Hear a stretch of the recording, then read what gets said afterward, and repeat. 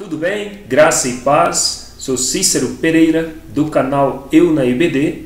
Estou aqui para mais uma videoaula da Escola Bíblica Dominical. Se é a primeira vez que você está vendo esse vídeo e não é inscrito no canal, seja bem-vindo, seja bem-vinda. E peço aí que você fique até o final dessa aula, porque o que irei passar para você hoje, tenho certeza que será de suma importância para a sua vida. Bom, meu amado, minha amada, nós estamos aqui para mais uma lição da Escola Bíblica. Hoje nós iremos estudar a lição de número 9, que será ministrada no dia 28 de maio de 2017, que tem por tema Hulda, a mulher que estava no lugar certo. Nós estamos numa sequência de lições desse segundo trimestre de 2017, que fala sobre o caráter de alguns personagens bíblicos. Pelo menos aí são 12 personagens que nós iremos, ou que já estamos trabalhando aí sobre o caráter de cada um deles. Tenho certeza que essa lição será de suma importância para a sua vida. Eu costumo dizer que o caráter ele tem mais valor do que a própria espiritualidade da pessoa. Então tem muitas pessoas que têm, ou pelo menos acham que tem aí muita espiritualidade, mas na verdade o seu caráter não condiz com isso, tá certo? Mas sem perca de tempo, vamos para a aula de hoje. E já aproveita aí, antes que você esqueça, dê um like, dê um joinha, e se você gostar da aula, no decorrer dessa aula aí, se você gostar, se inscreva se não for inscrito no canal, para que possa ajudar aí o nosso canal a crescer. Divulgue entre suas redes sociais para que nós possamos evangelizar aí outras pessoas, tá certo? Meus agradecimentos a todos os inscritos. Muito obrigado pelo carinho de cada um de vocês, que Deus possa abençoar e que nós possamos dentro dessa lição crescer na graça e no conhecimento para a glória do Senhor Jesus. Vamos lá então? O texto áureo se encontra no livro de 2 Crônicas, capítulo 34, versículo 24. Diz assim: assim diz o Senhor, eis que trarei mal sobre este lugar e sobre os seus habitantes, a saber, todas as maldições que estão escritas no livro que se leu perante o rei de Judá. Verdade prática: quando o povo se corrompe, Deus levanta homens e mulheres como instrumento de advertência contra o pecado. Leitura bíblica em classe se encontra no livro de 2 Crônicas, capítulo 34, do versículo 22 ao versículo 28. Não irei fazer a leitura do texto para nós não perdermos muito tempo. Então, você pode estar lendo aí na sua casa, ou pode dar um pause no vídeo e fazer a leitura. Objetivos específicos. Primeiro objetivo, mostrar quem era a profetisa Hulda. Então esse é o primeiro objetivo. Segundo objetivo, saber que Hulda viu o tempo do avivamento. E o terceiro objetivo é explicar que Hulda foi levantada e usada por Deus. É o que nós vamos ver aí no decorrer desta lição, tá certo? Introdução. Hulda entrou na história do povo de Judá, mas logo desapareceu após cumprir a missão árdua que Deus lhe confiara. Ela entrou em cena quando o rei Josias tomou conhecimento do conteúdo do livro da lei que fora perdido na casa do Senhor. Então nós vamos ver aí que Hulda ela entrou para a história do povo de Israel quando o povo de Judá estava aí, digamos assim, corrompido, adorando outros deuses, quando deixou a idolatria entrar dentro aí do seu convívio, dentro do meio do seu povo. Então foi aí que Hulda entrou para a história.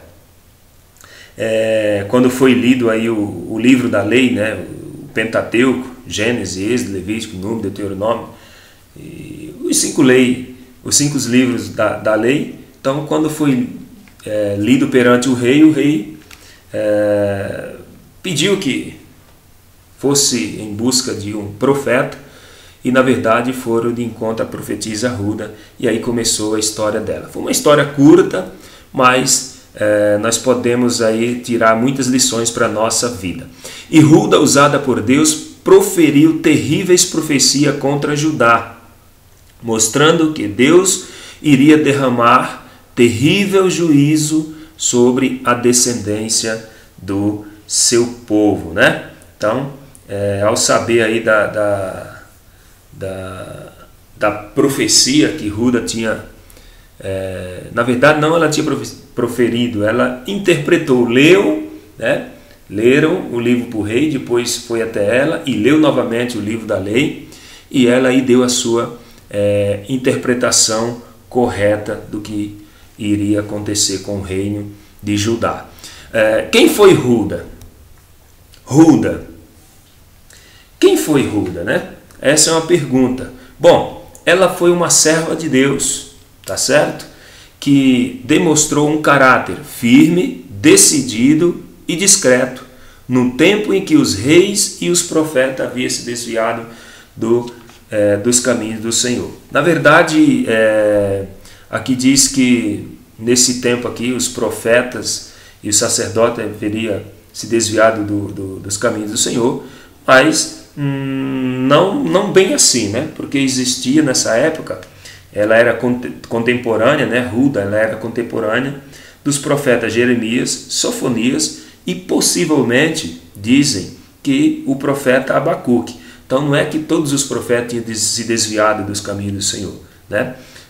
Nós vemos pela história que tinha aí pelo menos 3 profetas nessa época. É interessante ressaltar que nessa época, aqui nessa história narrada, o reino do norte ele já não existia mais, só o reino do sul, que nós observamos pelo decorrer de outras lições, de outros estudos, que as 12 tribos foram divididas o reino, né? Foram divididas em 2 reinos, as 12 tribos, 10 do norte e 2 tribos do sul, e cada um tinha um reino. Mas aí com o passar do tempo o reino do norte se perverteu, passou a ser idólatra, né? E aí com o passar dos anos foi se desfazendo, foi sendo invadido, e a última invasão aqui foi os assírios e destruiu, e foi tomando posse de tudo, né? Essa é a verdade. E desapareceu, na verdade, assim, de uma certa forma, o reino do norte, e ficando só o reino do sul. Olha o que diz 2 Reis 22:14. Então foi o sacerdote Ilquias e Aicão, Aqubor, Safã e Asaías, a profetisa Hulda, mulher de Salum, filho de Tikvá, o filho de Harás, o guarda das vestiduras, e ela habitava em Jerusalém na segunda parte. E lhe falaram. Bom, veja só, quem era Hulda? De quem que ela era esposa? A Bíblia diz que ela era esposa de um homem chamado Salum, que ele era guardador das vestiduras, né? Ele que guardava a roupa dos sacerdotes, né? Possivelmente. Então, possivelmente esse Salum aí era um levita da casa do Senhor, porque quem tinha esse ofício de guardar as roupas dos sacerdotes eram os levitas. Então ela tinha referência, era mulher de referência, não era uma mulher qualquer, não era uma desconhecida, né? Então ela já tinha uma certa referência. E o texto em estudo diz que ela era esposa desse rapaz aí, deste homem aí, que era guardador de vestimentas, tá certo? Qual é o ponto central dessa história, meu amado? O ponto central é que Deus levanta homens e mulheres como instrumento de advertência. Então Deus ele levanta homens e também levanta mulheres, não é só homens não, para nos advertir, para advertir o seu povo, para ser instrumento de advertência. Subtópico 2, atividade que ele exerceu. Qual foi a atividade que Hulda exerceu? Bom, ela era profetisa, tá certo? Nesse tempo o ofício de profeta era predominante, confiado aos homens. Então, ela foi profetisa numa época em que esse ofício era mais para os homens, né? Se a gente for lembrar aí, tinha o quê? Débora, né? Que era profetisa, que era juíza também. Outra profetisa, Miriam, tá certo? E Hulda. Então, era um pouco restrito esse cargo de profetisa, né? Ou esse ofício, vamos chamar assim de ofício. Então ela foi profetisa, então ela, digamos assim, foi privilegiada num tempo difícil. Bom, Hulda testemunhou a ascensão e queda do reino de Ezequias e a decadência de Judá nos tempos de Manassés e Amon. Ou seja, Hulda ela testemunhou, vamos falar assim, a glória, né, o levante do reino de Ezequias. Ezequias seu reino foi, no início foi bem e tal, mas também ela presenciou a decadência de Judá. O rei Ezequias foi aquele mesmo rei lá que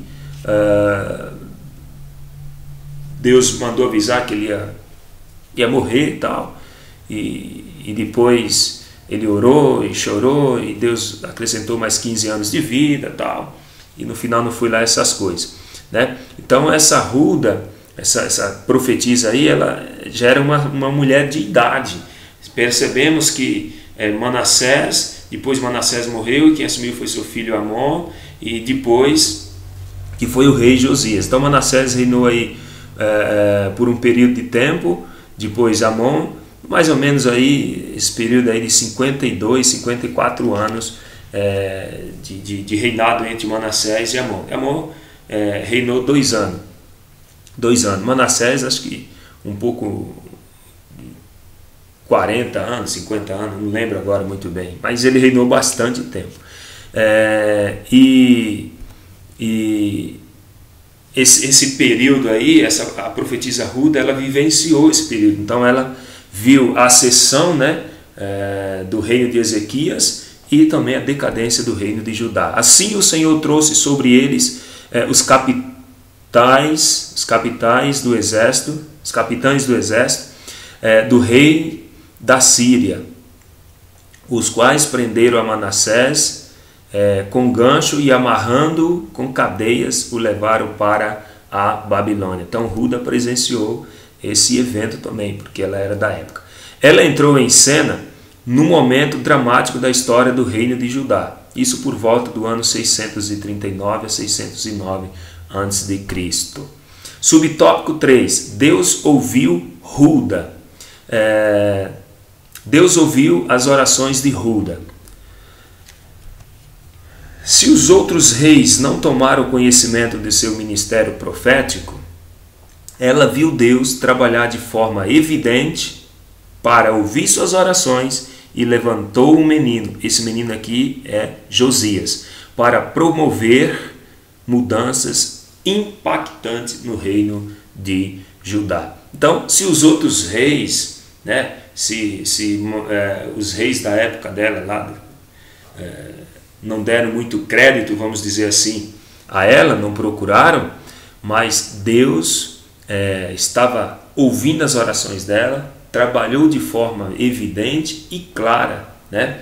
Levantando ali um menino para promover grandes mudanças ali no reinado do seu povo. Então Deus ele trabalha da forma que ele quer, quando ele quer, e ele não pede conselho de ninguém.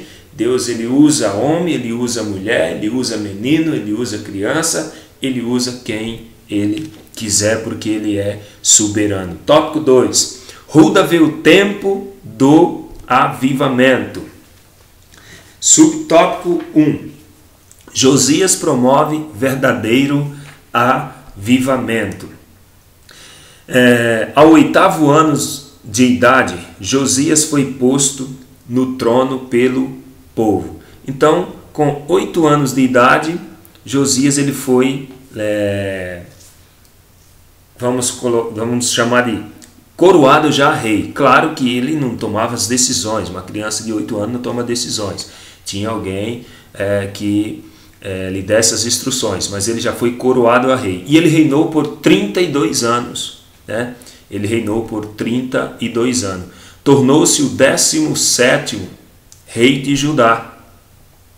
Eu estava pesquisando e só encontrei até o 16º, né? Mas, enfim, isso também não vai fazer diferença. Na revista aqui fala de 17º rei de Judá. Contrariando a sequência perversa de idolatria, corrupção e apostasia. Então, o que importa aqui não é se ele foi o 16º ou o 17º. O que importa é que ele fez algo diferente. O reinado dele foi diferente.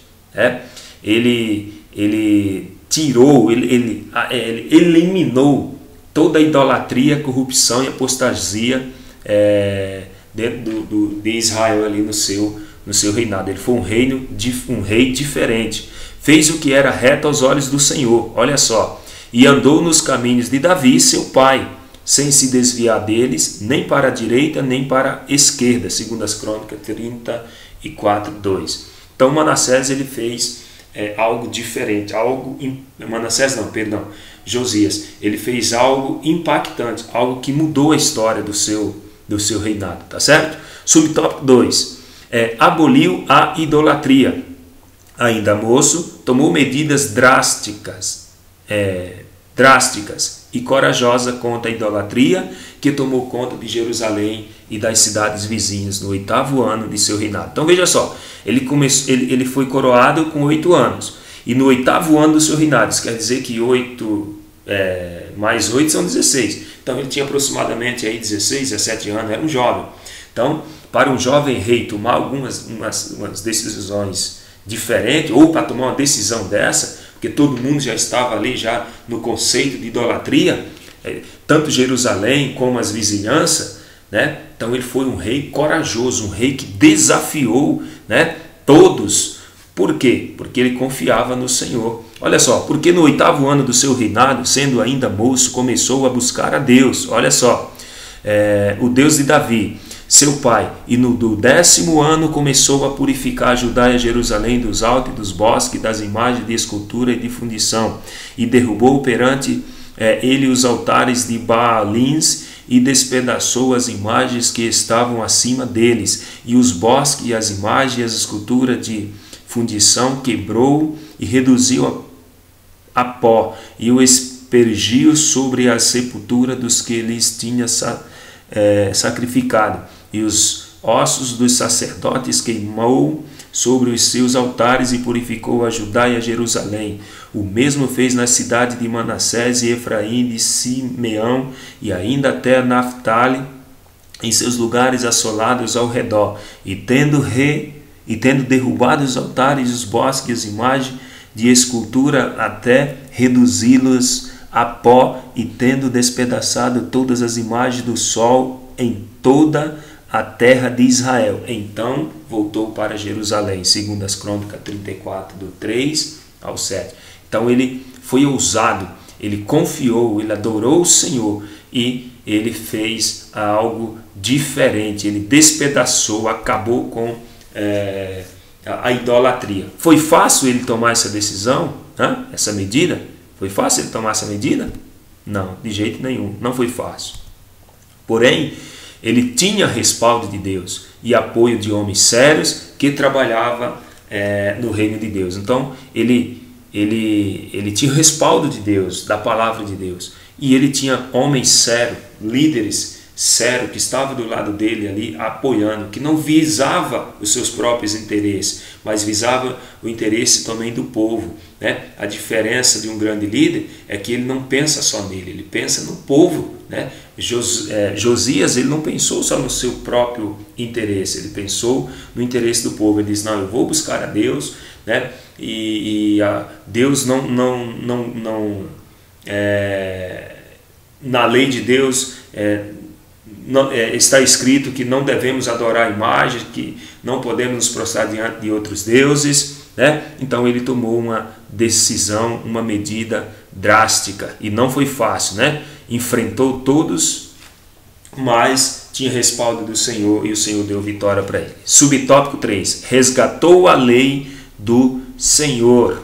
Aos 26 anos de idade, Josias mandou reparar a casa do Senhor, que tinha sido desprezada pelos seus antecessores idólatras. Então, quando ele completou os seus 26 anos, ele mandou reformar a casa de Deus. Ele mandou, né, que fizesse um reparo, que deixasse, colocasse as coisas tudo em ordem.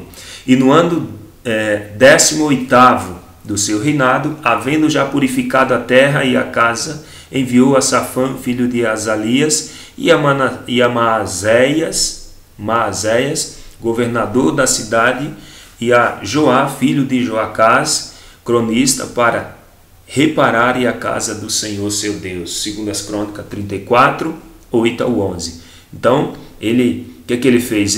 Depois que ele purificou toda a cidade, que ele destruiu todos os ídolos, todos os tipos de idolatria, ele destruiu, ele mandou reparar a casa do Senhor, mandou agora fazer uma restauração, né? Ele purificou a terra e agora ele voltou para o Senhor, né? Dando aí lugar à palavra de Deus em seu reinado. O sumo sacerdote Ilquias, através de Safá, disse ao rei que o livro da lei fora encontrado. Olha só, quando ele estava reparando, reformando a casa, eles encontraram o livro da lei que estava perdido. O livro da lei estava perdido dentro do templo. Hoje não é diferente não, tá? Hoje a palavra de Deus está esquecida, está perdida dentro das igrejas. Só se prega evangelho diferente, só se prega evangelho de autoajuda, evangelho que você vai vencer, né, que você é isso, que aquilo outro. Ao ouvir o conteúdo do livro, o rei rasgou as suas vestes. Então, hoje não tem uma palavra na igreja, uma palavra que transforma a vida das pessoas, porque a palavra hoje está perdida dentro das igrejas. Aqui era o livro, né? Era Gênesis, Êxodo, Levítico, Número e Deuteronômio, Pentateuco, 5 livros da lei. Estava perdido dentro do templo, dentro da casa de Deus. Hoje as mensagens de transformação foram perdidas. Hoje só tem estrela, né? As mensagens é que você vai vencer. O evangelho não é que você vai vencer não, tá? O evangelho é também que você tem que o quê? Perder, é perca. A mensagem é perca. Quem ama a sua vida, perdê-la pelo amor de mim, diz Jesus, não é assim? Então as pessoas hoje querem mensagem diferente.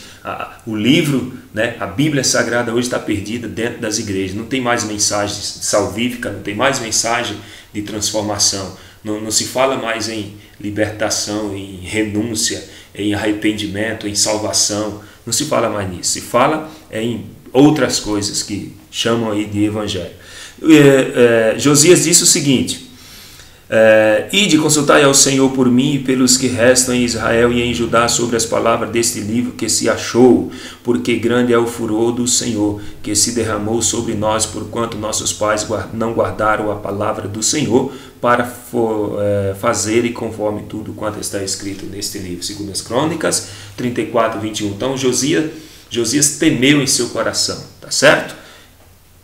Tópico 3. Hulda é usada por Deus. A dura mensagem de Deus. Hulda foi usada por Deus para profetizar com relação a 2 eventos. Primeiro evento de sua profecia, prevendo a destruição de Judá. Esse foi o primeiro evento. Por quê? Por causa da idolatria do povo. 2 Reis 22, do 14 ao 17. Eu só resumi aqui, tá? Depois você lê aí todo o texto aí na sua casa, ou dá um pause no vídeo aí, pega a sua Bíblia e vai lendo aí. Então foi o sacerdote Ilquias e Aicão, Acbor, Safá e Azarias, a profetisa Hulda, mulher de Salum, filho de Tikvá, filho de Harás, o guarda das vestes, e ela habitava em Jerusalém na segunda parte, e lhe falaram, e ela lhes disse: assim diz o Senhor Deus de Israel, dizei ao homem que vos enviou a mim. Assim diz o Senhor: eis que trarei mal sobre este lugar e sobre os seus moradores, a saber, todas as palavras do livro que leu o rei de Judá. Porquanto me deixaram e queimaram incenso a outros deuses para me provocarem a ira por todas as obras das suas mãos, o meu furor se acendeu contra este lugar e não se apagará. Então essa foi a mensagem, né, que foi lida para o rei Josias, e ele ficou desesperado. E essa mensagem que foi lida aos ouvidos de Hulda, e ela decretou aqui esses dois eventos, dizendo que, falando da recessão do reino de Ezequias e a decadência também. Então esse foi o primeiro evento. Segundo evento, foi usada por Deus para proferir com relação a dois eventos. Esse é o segundo evento. Qual foi o segundo evento? Prevendo a restauração. Primeiro preveu a destruição, e agora o segundo evento prevendo a restauração e a prosperidade no reinado de Josias. Então o reinado de Ezequias seria uma destruição, e no reinado de Ezequias destruição, e no reinado de Josias restauração e prosperidade. Porém o rei de Judá, agora é o rei de Judá, que vos enviou a consultar ao Senhor, assim lhes direis: assim diz o Senhor Deus de Israel acerca das palavras que ouviste, porquanto teu coração se enterneceu e te humilhaste perante o Senhor, quando ouviste o que falei contra este lugar e contra os seus moradores, que aí seriam para assolações e para maldição, o que rasgaste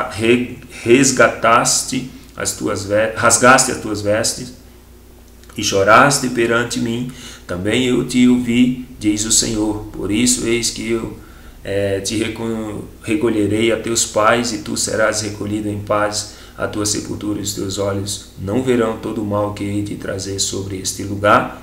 Então tornaram a trazer ao rei a resposta. Então, quando foi lido que o rei ouviu o que Deus ia fazer, ele rasgou o seu coração. O seu coração ficou angustiado, e ele prostrou-se, né? Ele temeu, ele agora sentiu desejo no coração de fazer algo diferente. Aí Deus diz assim: avisa para ele que a destruição que eu vou fazer aqui nesse reinado não vai ser no período dele. Ele não vai ver isso aqui. Futuramente, após ele, né, toda essa maldição que eu falei vai cair sobre este lugar, porque o povo é idólatra, porque o povo esqueceram de mim. Mas no reinado dele será de bênção e de prosperidade. O sumo sacerdote Ilquias e os demais assessores do rei foram procurar a profetisa Hulda para saber o que iria acontecer a Judá. E ela lhes disse: assim diz o Senhor Deus de Israel, diz ao homem que os enviou a mim, assim diz o Senhor: eis que trarei mal sobre este lugar, né, e sobre os seus habitantes. Que nós vimos em 2 Crônicas 34, 23. Isso aqui era o primeiro, ou seja, era o prenúncio do cativeiro de Judá, o que aconteceu em 1586 a.C. Então aqui já era uma profecia de que Israel ia ser levado para a Babilônia como cativo. Seu prenúncio do cativeiro já estava decretado, mas isso seria depois do reinado de Josias. Subtópico 2. Hulda profetiza para o rei Josias. A crise espiritual de Judá e Jerusalém. Olha só, Deus mostrou à profetisa Hulda que o rei Josias não seguiu os maus caminhos de seus pais, mas humilhou-se diante de Deus. Então, Josias, ele se humilhou diante de Deus, ele não seguiu os maus exemplos aí dos outros reis, né? Dos reis idólatras que adoravam outros deuses. Então Deus ele levou em consideração o coração, a atitude e o arrependimento do rei Josias. E disse: olha, a profetisa disse o seguinte: olha, que por o rei não seguir o caminho de seus pais, né? mas se humilhou diante de Deus, então Deus ia abençoar o reinado dele, e realmente foi um reinado abençoado. Disse Hulda aos mensageiros do rei que Deus viu como Josias se humilhou quando ouviu a leitura do livro da lei e o juízo de Deus sobre Judá. Então Hulda disse aos mensageiros do rei que Deus tinha visto Josias quando se humilhou. Então Deus vê o nosso coração, a intuição, os nossos sentimentos, nossos desejos. O que nós fazemos, se é verdadeiro ou falso, Deus está vendo. E Deus é justo e Ele agirá com justiça. E mandou dizer para ele: fica tranquilo, meu servo, porque eu vou te abençoar.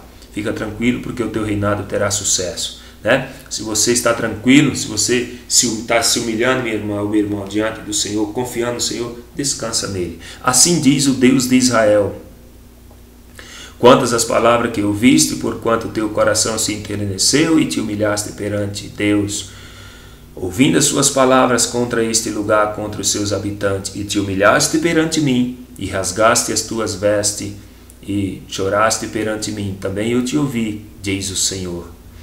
Eis que te reunirei a teus pais, e tu serás recolhido ao teu sepulcro em paz, e os teus olhos não verão todo o mal que hei de trazer sobre este lugar e sobre os seus habitantes. E tornaram com esta resposta ao rei. 2 Crônicas 34, do 26 ao 28. Então Deus aqui dá uma mensagem de conforto ao rei Josias. Ele manda uma mensagem de conforto. Fica tranquilo, meu servo, porque isso não se sucederá, com você. O teu reinado será abençoado. O meu juízo vai cair sobre esse povo, mas será no tempo a qual você não vai ver. Deus teve misericórdia do jovem rei de Judá. A resposta de Deus a Josias foi altamente confortadora para ele. Deus tem uma palavra de conforto para você que está me ouvindo. Fica tranquilo, meu irmão. Espera no Senhor, que o teu tempo, chegará. Deus não esqueceu de você. Subtópico 3. O efeito da profecia sobre Judá e Jerusalém. Após ouvir a mensagem profética de Hulda, Josias tomou algumas medidas que demonstraram o seu cuidado e zelo em ouvir a voz de Deus. As medidas que Josias tomou. Primeira medida, qual foi? Josias fez uma convocação urgente a todos os anciões de Judá e de Jerusalém. As mudanças numa nação ou numa igreja só têm efeito se começarem pela liderança. Então, a primeira medida que Josias fez foi convocar urgente todos, anciãos, de Judá, de Jerusalém, ou seja, da cidade e da sua circunvizinhança, todos, fizeram uma convocação, mas ele estava incluído. As mudanças numa nação, numa igreja, elas só têm efeito se começar pela liderança. Hoje as pessoas querem fazer um monte de mudança, dentro da igreja, mas não começa pela liderança. Hoje o pessoal, toda a igreja tem que ser honesta, mas a liderança é desonesta. Então está difícil assim, Ele subiu à casa do Senhor, olha só, segunda medida, com todos os homens de Judá e os habitantes de Jerusalém, e os sacerdotes e os levitas, 2 Crônicas 34, 30. E ele leu aos ouvidos deles todas as palavras. E ele leu aos ouvidos deles todas as palavras do livro do concerto que tinha achado na casa do Senhor. Então, Josias, que ele fez? Subiu à casa do Senhor com todos os homens de Jerusalém e de Judá. Olha só, O líder tem que fazer a diferença. A liderança tem que ser a mudança tem que ser na liderança primeiro. Terceira medida que Josias tomou, ele fez um concerto com Deus. Olha que interessante, com todo o seu coração e com toda a sua alma, cumprindo as palavras do concerto que está escrita neste livro, 2 Crônicas 34, 31. Então, ele próprio fez um concerto com Deus. As pessoas hoje querem que Deus mude as circunstâncias, mas o problema não está nas pessoas, o problema está em você, o problema está em mim. O problema não está nas coisas exteriores, e sim nas coisas interiores. Vou dar um exemplo aqui de um submarino. O submarino, ele é feito de aço, a carcaça dele é aço puro. Por quê? Porque ele vai para o fundo do oceano e a pressão é muito grande, né? E aquele submarino ele tem que ser muito forte para segurar. Um tempo atrás, aí, acho que uns 20 anos atrás, não sei mais, um submarino ele foi esmagado pela pressão da água. Ele se espedaçou, como se fosse, sabe, algo que apertasse, esmagasse. Ele foi esmagado debaixo d'água por causa da pressão. Mas olha só, irmão, pensa comigo que interessante. Um peixe, existe peixe no fundo do oceano que a pele dele é mais fina do que a nossa pele, né? Nossa pele é grossa, com a pele muito fininha e suporta toda essa pressão. Por que será? Por que será que o peixe é tão sensível e essa pressão toda não esmaga ele? E um submarino que é feito com aço puro, né, não suporta a pressão. É simples, porque segundo a física, o peixe tem dentro dele um mecanismo que emite uma pressão ao contrário, né? A pressão externa com a pressão interna, né? Então a pressão que ele faz, que tem um dispositivo dele que faz uma pressão ao contrário, então neutraliza a pressão externa.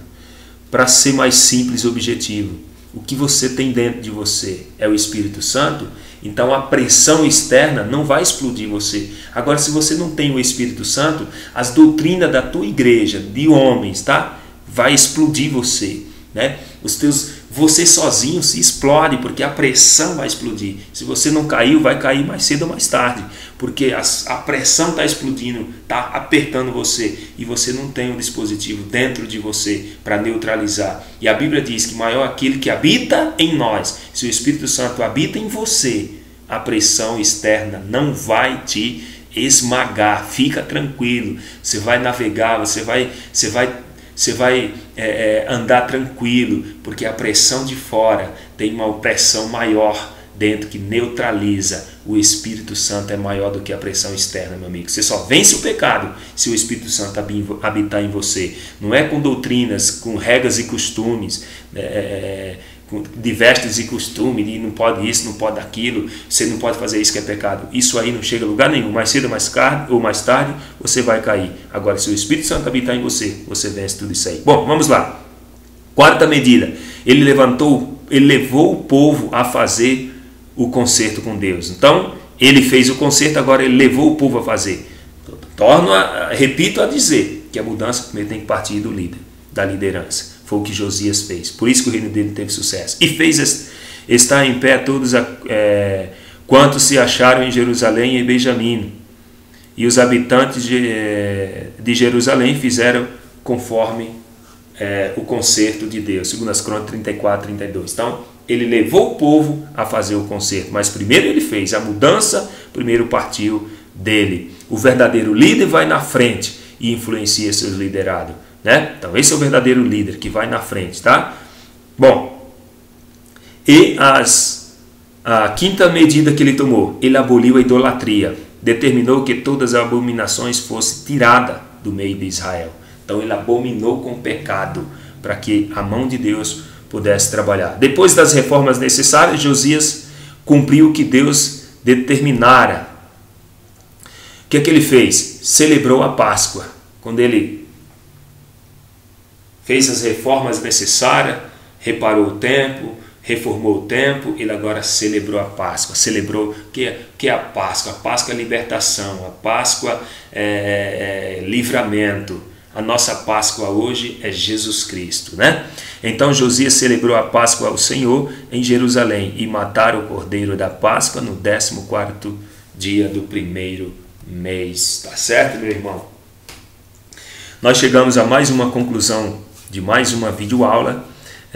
Na conclusão diz assim, a profetisa Hulda foi uma mulher de Deus que teve um papel significante para a história de seu povo, ainda que de modo muito passageiro. Seu papel foi coadjuvante, mas o que importa é a qualidade de seu trabalho e não a extensão de seu ministério. Tá certo, meu irmão? Soube colocar-se no lugar que Deus lhe reservou, com discrição e humildade, mas no momento certo entregou a mensagem de condenação de Deus ao povo de Judá, que de modo contumaz se afastara dos caminhos do Senhor. Então nós chegamos a mais um final desta aula.